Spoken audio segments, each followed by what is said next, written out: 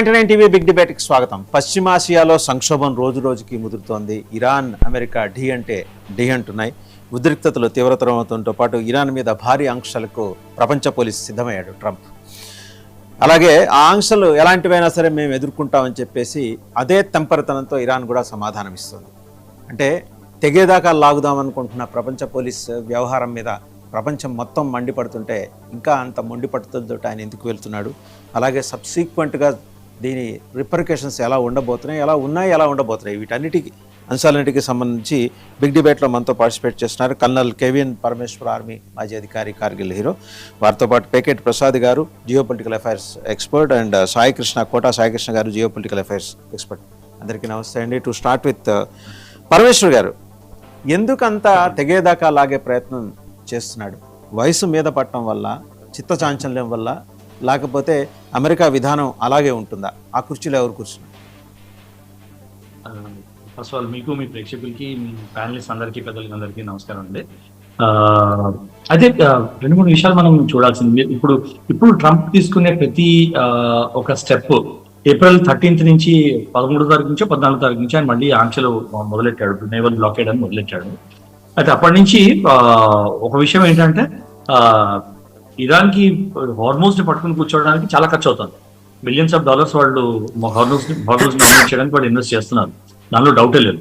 అయితే యుఎస్ఏ ఎందుకు చేస్తుంది అంటే, యుఎస్ఏ ఏం చేసినా కూడా ఇప్పుడు ఒక విధంగా లాస్ లా చూశారు యుఎస్ఏ ఇంటర్నల్ దిస్. దాని తర్వాత ఆయన రేటింగ్స్ అవి కూడా, పబ్లిక్ రేటింగ్స్ అవి కూడా చాలా పడ్డాయి. ఇరాన్ వార్ ఇటోటు లేకుండా ఆపేసినందుకు, ప్లస్ ఇజ్రాయెల్ని ఆన్ బోర్డ్ తీసుకున్నందుకు. అయితే ఒకటేం చేస్తున్నారంటే, మీరు స్ట్రాటజికలీ చూడొచ్చు.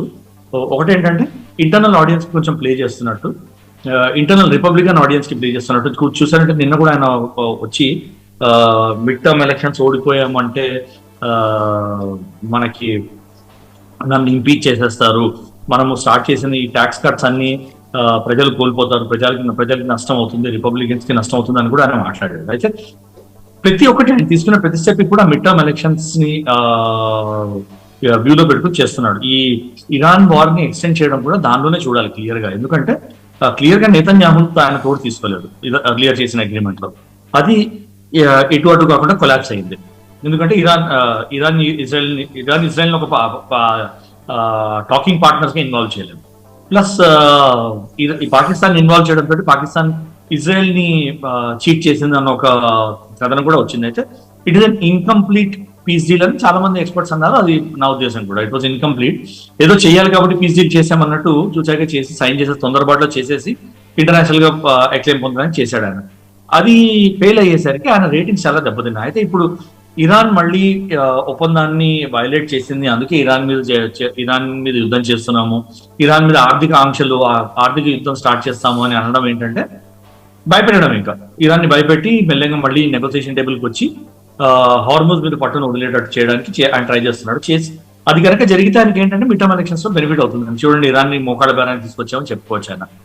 యాజ్ ఆఫ్ నౌ ఏమవుతుందంటే, యుఎస్ లో ఉన్న అనలిస్ట్ అందరూ, ప్రపంచంలో ఉన్న అనలిస్ట్ అందరూ ఇది యుఎస్ఏకి పెద్ద లాస్, పెద్ద పేస్ లాస్ గానే చూస్తున్నారు.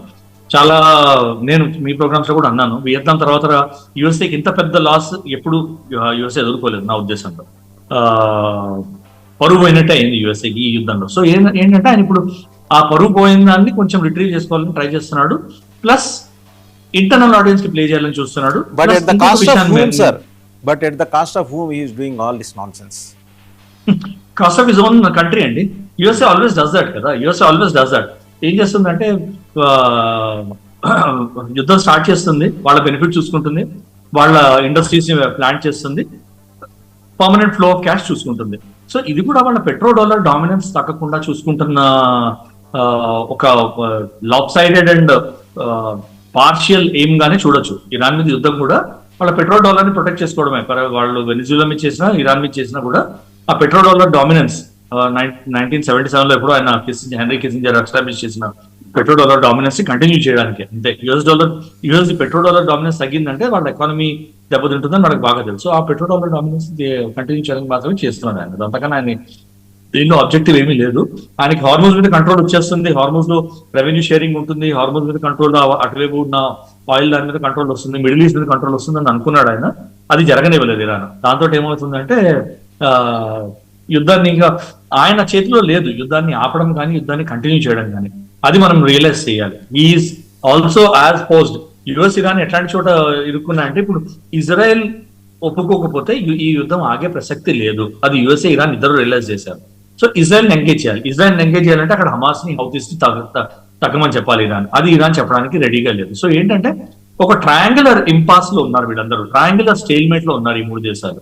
ఇజ్రాయెల్ ఏమంటుందంటే అక్కడి నుంచి మాకు దాడులు వచ్చాయంటే మాకు ఇరాన్తో సంబంధం లేదు, ఇరాన్ న్యూక్లియర్ ప్రోగ్రామ్ మేము కొట్టాము, కానీ మా ఉద్దేశం ఏంటంటే టూఫోల్డ్ ఉండే మేము యుద్ధంలో వచ్చినప్పుడు.